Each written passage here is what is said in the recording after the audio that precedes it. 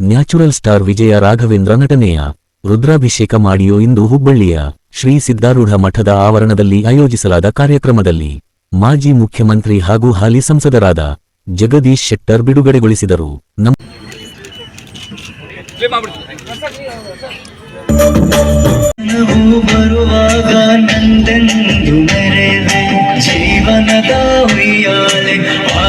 ನಮ್ಮ ಸಂಸ್ಕೃತಿ ಕಲೆಯ ತವರೂರು ಗಂಡು ಮೆಟ್ಟಿದ ನಾಡಿನಲ್ಲಿ ರುದ್ರಾಭಿಷೇಕಂ ಚಿತ್ರದ ಹಾಡು ಬಿಡುಗಡೆ ಮಾಡುತ್ತಿದ್ದಾರೆ. ನಾನು ಈ ಕಾರ್ಯಕ್ರಮಕ್ಕೆ ಬರಬೇಕೆನ್ನುವುದು ಅಜ್ಜನ ನಿರ್ಧಾರವಾಗಿತ್ತು. ಕನ್ನಡ ಚಿತ್ರರಂಗ ದೊಡ್ಡ ಮಟ್ಟಕ್ಕೆ ಬೆಳೆಯುತ್ತಿದೆ.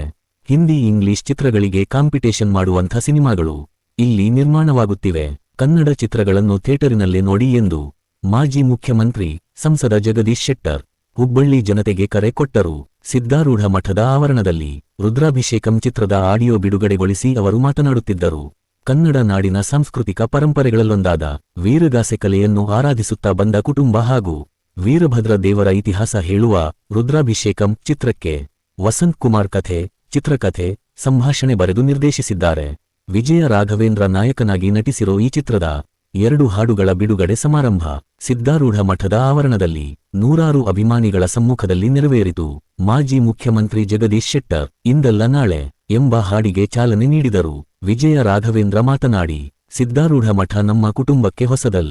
ಇದು ರಾಜಕುಮಾರ್ ಮಾಮನ ಹೃದಯಕ್ಕೆ ಬಹಳ ಹತ್ತಿರವಾದ ಸ್ಥಳ.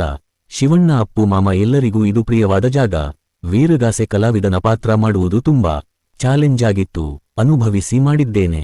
ನನ್ನ ಪೂರ್ವಜರ ಕಾಲದಲ್ಲಿ ನಡೆದ ಘಟನೆ ಈಗಿನ ಕಾಲದ ವ್ಯಕ್ತಿಗೆ ಕನೆಕ್ಟ್ ಆಗುತ್ತಾ ಹೋಗುತ್ತದೆ.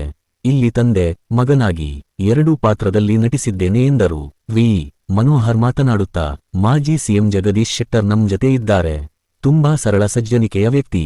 ನಿರ್ದೇಶಕ ವಸಂತ್ ಕುಮಾರ್ ನನಗೆ ಬಹಳ ದಿನಗಳಿಂದ ಗೊತ್ತು. ನಿರ್ಮಾಪಕರು ನವರತ್ನಗಳ ಹಾಗಿದ್ದಾರೆ. ಇವರು ವರ್ಷಕ್ಕೂ ಹೆಚ್ಚು ಕಾಲ್ ನಮಗೆ ಅನ್ನ ಹಾಕಿದ್ದಾರೆ.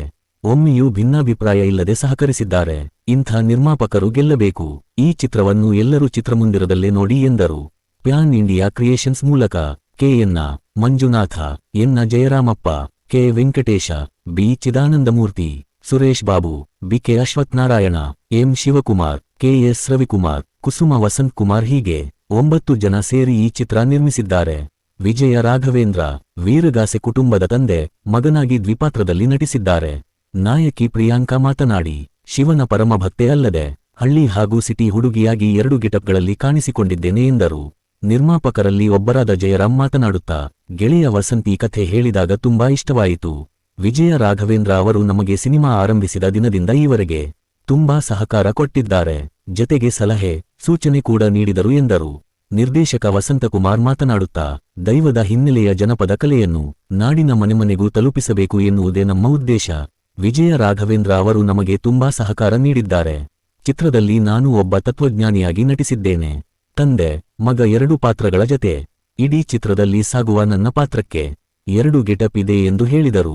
ದೇವನಹಳ್ಳಿ ಹಾಗೂ ಕರಾವಳಿಯ ಗೋಕರ್ಣ, ಹೊನ್ನಾವರ, ಕುಮಟ, ಅಬ್ಬಕ್ಕ ಫೋರ್ಟ್ ಅಲ್ಲದೆ ಅಘನಾಶಿನಿ ಹಿನ್ನೀರಿನ ಈವರೆಗೆ ಯಾರೂ ಚಿತ್ರೀಕರಿಸದ ಲೊಕೇಶನ್ನಲ್ಲಿ 50ಕ್ಕೂ ಹೆಚ್ಚು ದಿನಗಳವರೆಗೆ ನಮ್ಮ ಚಿತ್ರದ ಚಿತ್ರೀಕರಣ ನಡೆಸಲಾಗಿದೆ.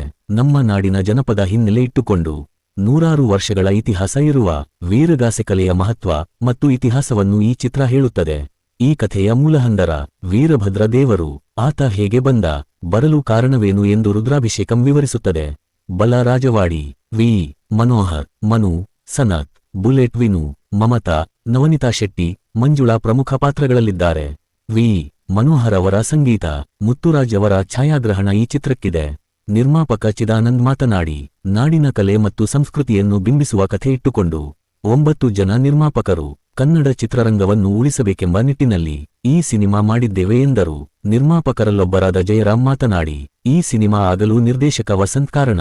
ವಿ ಮನೋಹರ ಅವರು ಸಿನಿಮಾ ಶುರುವಾದಾಗಿನಿಂದ ನಮ್ ಜತೆ ಇದ್ದು ಸಹಕಾರ ನೀಡಿದ್ದಾರೆ ಎಂದರೆ ಇದು ಸ್ನೇಹಿತರಿಗೋಸ್ಕರ ಸ್ನೇಹಿತರೇ ಸೇರಿ ಮಾಡಿರೋ ಚಿತ್ರ ಎಂದು ಶಿವಕುಮಾರ್ ಹೇಳಿದರು.